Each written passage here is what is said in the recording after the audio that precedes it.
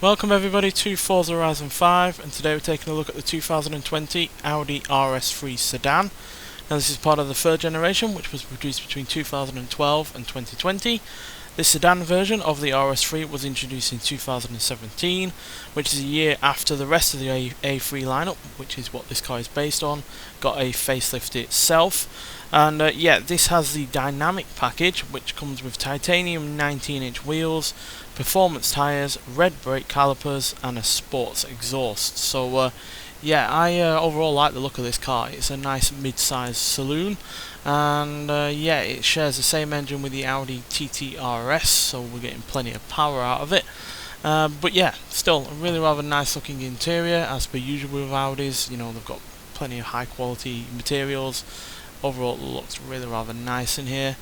It's got the automatic gearbox as well, which is 7 speeds, and yeah, really does look nice in here. And yeah, even though the seats themselves are a little bit on this large side in terms of at the front,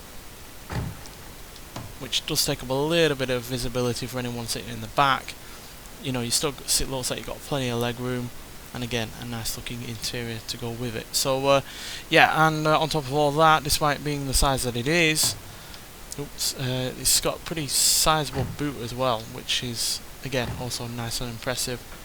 As you can see, pretty sizable boot. So yeah, which is, you know, the way that Audi usually package their cars, means that you generally do get quite a lot of interior space, and they package it by putting the engine as far up front as possible, because as you can see, it's pretty much in front of the front wheels there.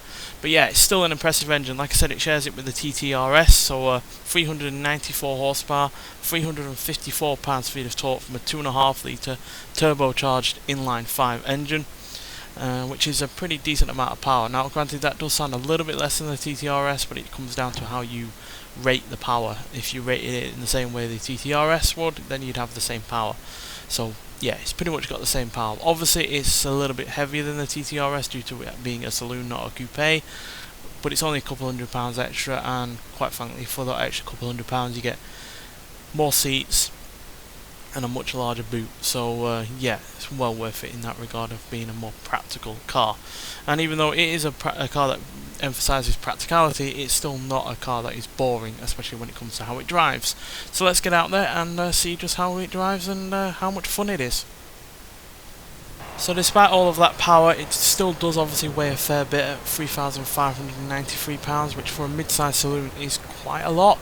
But because it's got all-wheel drive, it has all of that power and torque. In terms of acceleration and speed, it's still pretty damn good. So yeah, let's get it off the line and see how quick it goes until we hit the speed camera.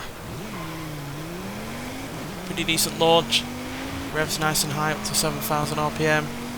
Those gears come quick and really rather smoothly. And yeah, the torque is really rather quite all over the rev range, and has 129 miles an hour, which, yeah, it's pretty damn good. And despite having all-wheel drive, it's not a car that is, you know, always, you know, predictable and always a little bit on the boring side. It does have a bit of a wild side to it if you push it enough, and yeah, I like that, to be honest. It means that you get the usual everyday handiness of all-wheel drive, you know, when it's raining or snowing or anything like that. But when the mood takes you, it does, you know, want to have some fun, which is always nice to have. So yeah, it's best of both worlds, quite frankly, in that regard. But yeah, let's get to the track, look at the stats, and then take it around and see how it deals with it all. So yeah, lower end A class, and yeah, the stats are pretty damn good, to be honest. The launch, acceleration, handling and speed are all good. The only concern is the braking. Now whether or not that's due to the brakes just being normal iron brakes or anything like that, or it's a combination of that and the weight, I don't know. But yeah, it is a little bit of a letdown, especially if you compare it to the TTRS, which we also have on this game, which as you can see is a little bit better in terms of braking, a little bit better in terms of handling, and yeah, because it has less in the way of weight and the same power, it's better in terms of acceleration and launch as well.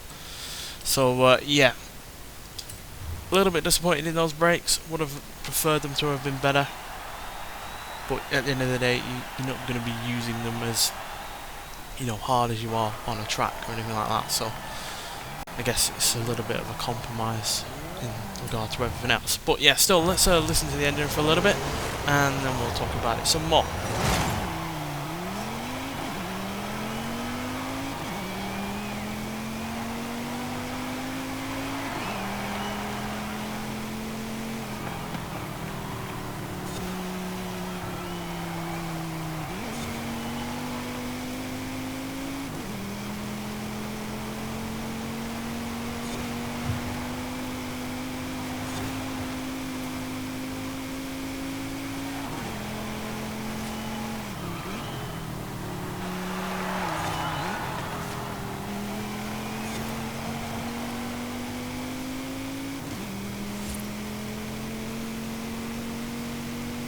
So yeah, even though the stats of the brakes aren't that great, it doesn't seem to affect the car too much, which is, you know, good to see. And it does have some typical Audi understeer if you press into a corner too hard, but that's just really there to tell you you're being a bit of a berk and you need to like rein it in a little bit, so that's nice enough. It's good to know that the car's communicating with you. And yeah, at the end of the day, the acceleration is still pretty damn great. 0 to 60 in 3.5 seconds, 0 to 108.7 seconds, and it going to a top speed of 182 miles an hour, which, yeah, it's pretty good. But at the end of the day, you can also still have fun with it. It's got its serious side, granted, but yeah, you can still also have fun with it. You know, you can slide it out, but you can be safe in the knowledge that the car will come back because of that all-wheel drive system. So yeah, really do like it in that regard. And yeah, I also think it looks pretty good, although it does look like pretty much every Audi that's been before it in terms of especially saloon cars. So yeah, they're still playing it really rather safe in terms of the way the car looks, but you know, if it ain't broke, don't fix it, as far as I'm concerned. So yeah, I am happy that it still looks pretty good. Yeah, you can still buzz it up though, as I just did there, in terms of the handling, but you have to be, you know, properly putting it on the edge to lose any real traction or control.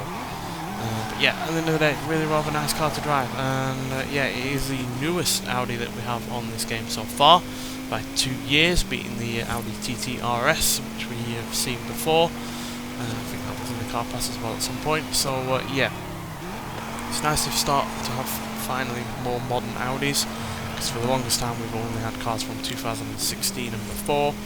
So yeah, it's good to see the lineup of Audis getting newer and fresher, and obviously this is new to the game itself, although we have had an RS3 sedan in previous Forza game, I seem to remember. Can't remember which one, I'm sure someone will tell me, which is nice of them. But yeah, still, this is part of the car pass, and yeah, it's one of 2 Audis that are coming to the car pass. We have the another one coming, I can't remember which, but yeah, another Audi to come as well, which is slightly older than this, but yeah, it's still, again, a new Audi to the series like this one is. So yeah, looking forward to that. But yeah, this is well worth getting if you enjoy mid-size saloons, basically, because we don't have that many on this game. It's usually either older mid-size saloons or large saloons generally, and we don't have many new mid-size saloons. The only other one I can think of off the top of my head is the Jaguar XES, which is another fine mid-size saloon. But yeah, it's finally nice to have one from the king of all-wheel drive saloon cars, and that is obviously Audi. Nonetheless, thanks for watching, and I'll see you in the next one. Bye.